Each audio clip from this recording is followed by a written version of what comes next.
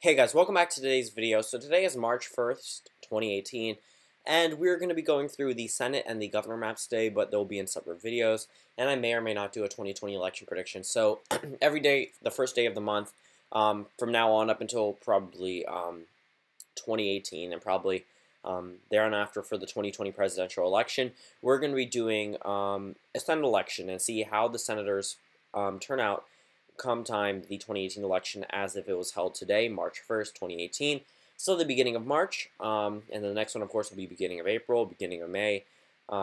So today we have 23 Democrats, 43 Republicans, and the map pretty much obviously is tilted more towards the Republican Party in number of states, in the number of states that they can pick up seats in, states like Montana, North Dakota, West Virginia, Indiana, Ohio, Missouri, Florida, Pennsylvania, Michigan, Wisconsin, Minnesota's special election. There are a number of states that they can possibly make gains in, but for the Democratic Party, it's getting more and more closer in some swing states that they need to win in order to take a majority, states like Arizona, states like Tennessee.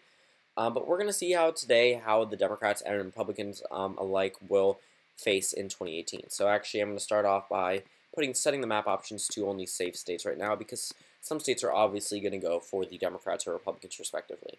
So I'm going to be filling in this map shaded, meaning it'll have a possibility of margins.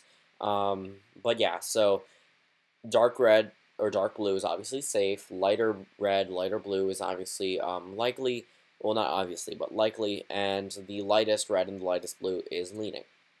So going up to the Northeast, we know this area is predominantly Democratic for obvious reasons, considering that that's how they voted in multiple past elections.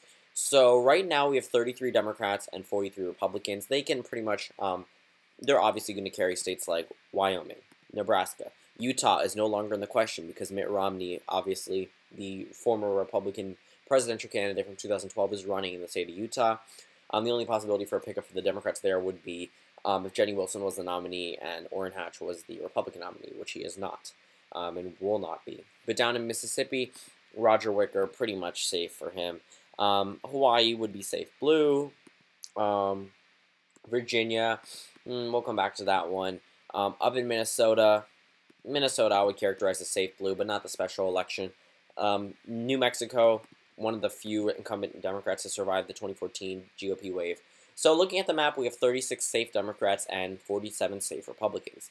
Now let's start getting into the leaning, likely, and toss-up states. So going down to the state of Texas, this one I believe is likely for the GOP. I had a possibility of the Democrat winning there, but now it's getting increasingly more Republican, although Trump's approval rating is not so high. So it could either be leaning or likely.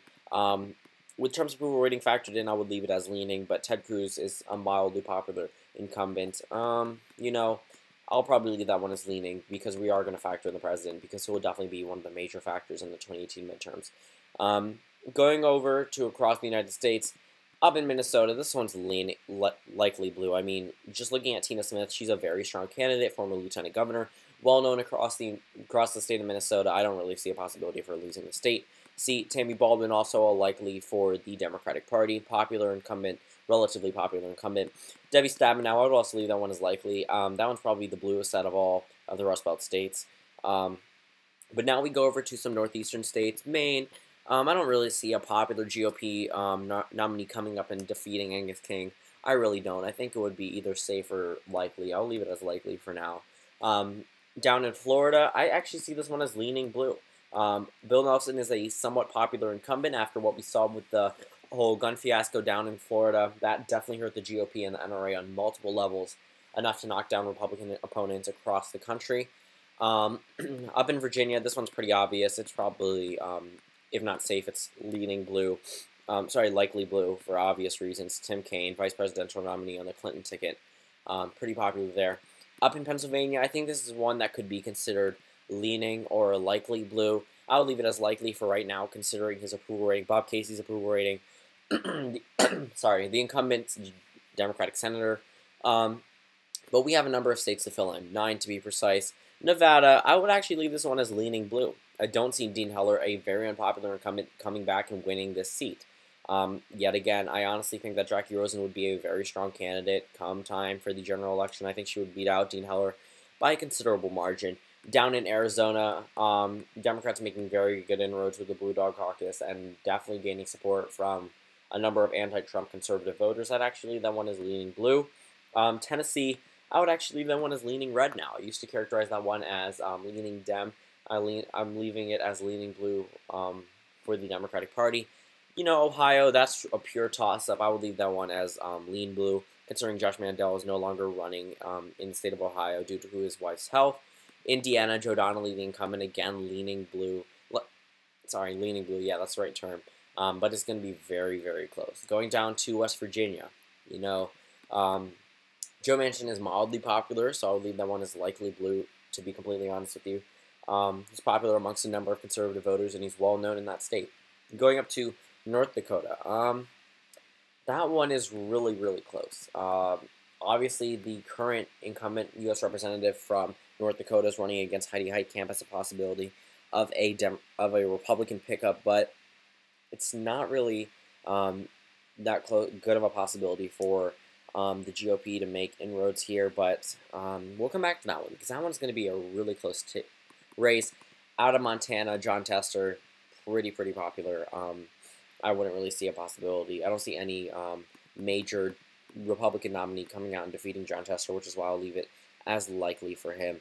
Down in Missouri, this one is another pure toss-up state. As of today's stands, I can't really make any characteristics except for the fact that this will probably be a blue wave, and I would leave that with the Democrats, give them one victory in the state of Missouri. Up in North Dakota, Heidi Heitkamp, a relatively popular senator. I think this one will come down to like hundreds of votes. It won't be a blowout for either candidate. It'll be extremely close. I'll leave it in the lean blue column. So thank you guys for watching this video. It ends up with 51 Democrats to 49 Republicans, a lot closer than it was before. Obviously, a number of the blue and red states could flip either way depending on which candidates announced. But as of today, March 1st, 2018, this is the outcome of the United States Senate according to data analytics. So again, thank you guys for watching this video, and I'll see you all tomorrow.